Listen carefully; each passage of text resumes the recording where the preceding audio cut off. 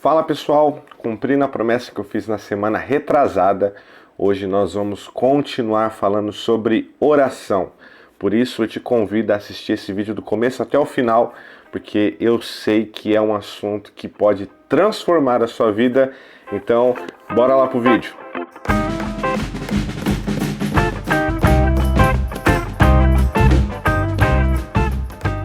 No vídeo anterior eu falei que a oração ela deve ser vista como um privilégio, ela deve ser entendida também como um dever de todo cristão e ela tem que ser também verdadeira, tem que ser franca.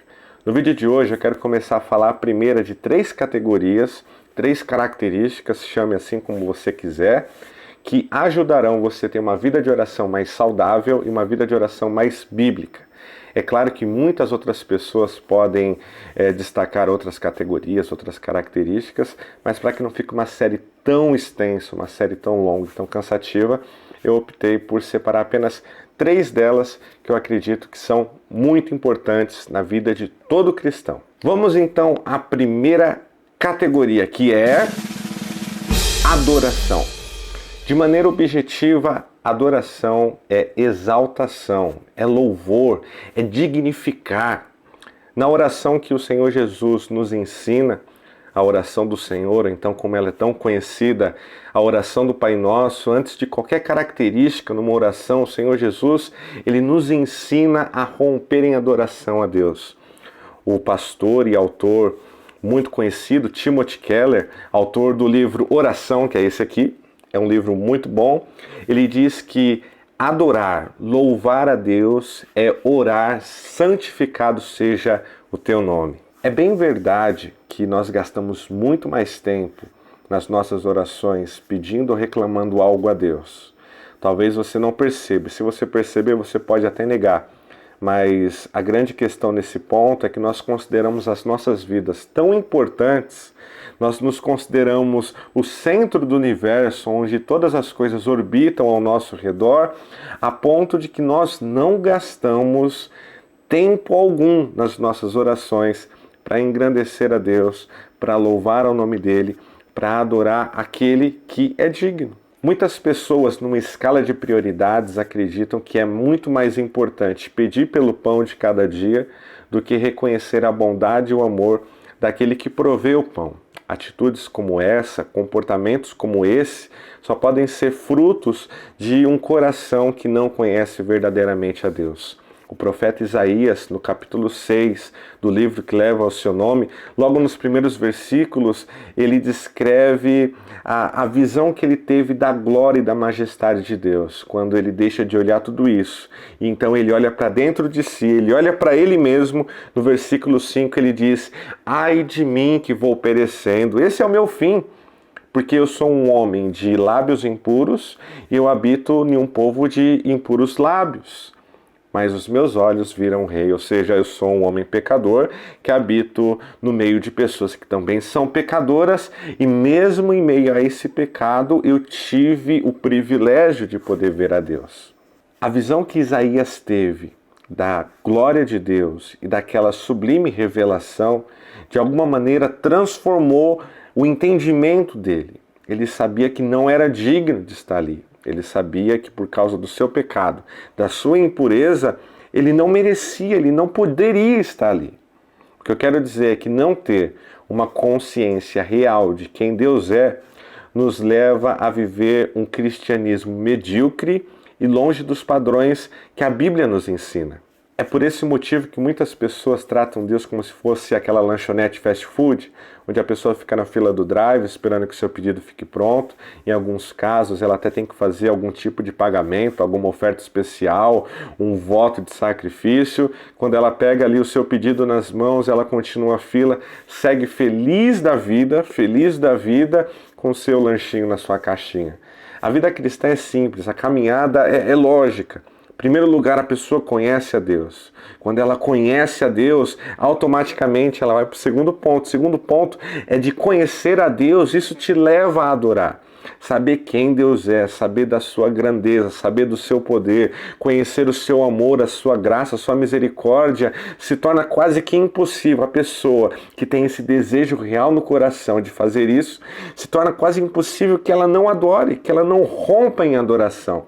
Em terceiro lugar, conhecer a Deus, adorar a Ele. Isso transforma o nosso viver, transforma a nossa mente, transforma o nosso relacionamento, primeiramente com Deus e o nosso relacionamento com o próximo.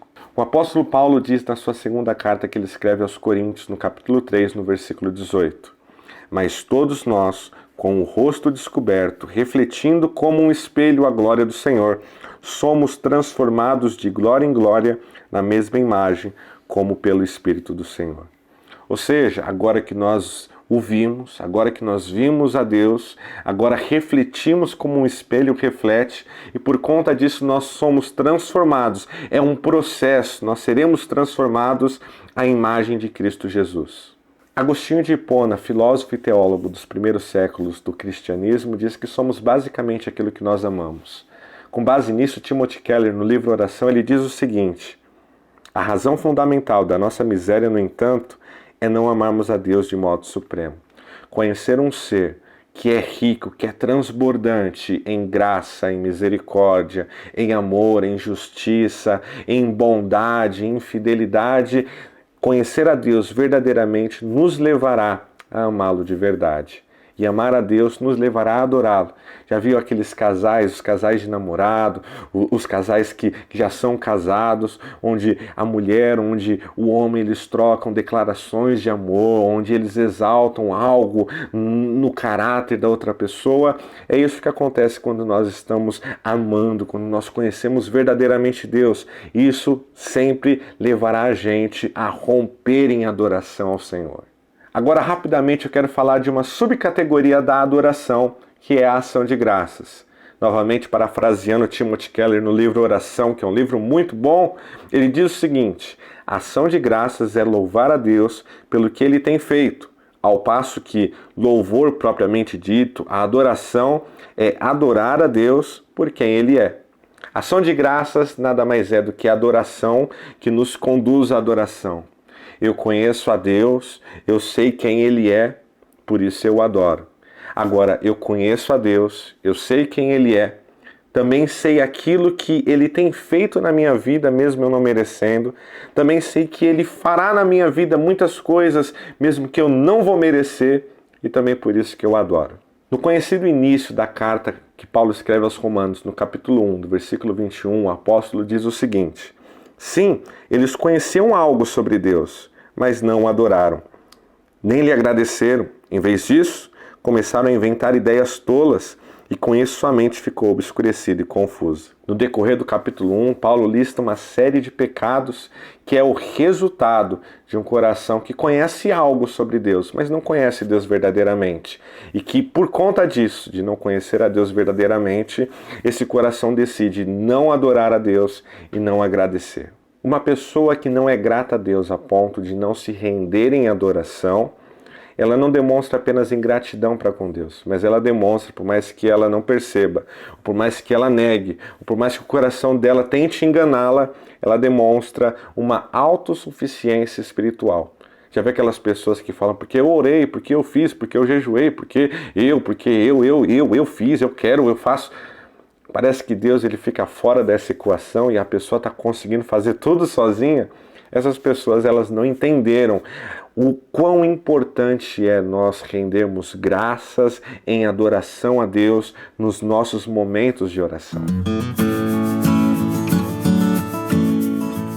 Nos próximos vídeos ainda falaremos sobre duas características, duas categorias que nós encontramos na oração, mas eu quero que desde já, a partir de hoje, você não pense em dobrar os seus joelhos, você não pense em falar com Deus sem render graça, sem se render em adoração a Ele. Porque é algo muito importante, é algo que molda as nossas vidas, é algo que nos revigora, é algo que guia as nossas orações. Eu te convido não somente hoje, mas todos os dias da sua vida, quando você falar com Deus, renda adoração, se entregue a Ele. Se você tem alguma dúvida, medite nos Salmos. O salmista, em meio às aflições, em meio aos salmos de lamentações, ele rendia, ele se rasgava em adoração. Por mais que ele reclamava, por mais que ele se lamentava ali, falando: poxa, parece que Deus me esqueceu, parece que as coisas não vão bem. Em algum determinado momento do salmo, ele sempre falava: mas eu conheço o Senhor, mas eu sei que o Senhor é fiel, eu sei que o Senhor não me abandonou. Às vezes ele parece até que se contradiz, mas não. A questão é que o salmista, ele sabia essa arma tão poderosa que nós temos, que é a adoração enquanto nós oramos, que é enaltecer o nome de Deus enquanto nós falamos com Ele. A principal e a melhor maneira de ter uma vida de oração saudável é conhecendo a Deus, e a melhor maneira de conhecer a Deus é através da palavra dele. Conhecer a Deus leva a gente a amá-lo. Amá-lo leva a gente a adorá-lo, a render graças.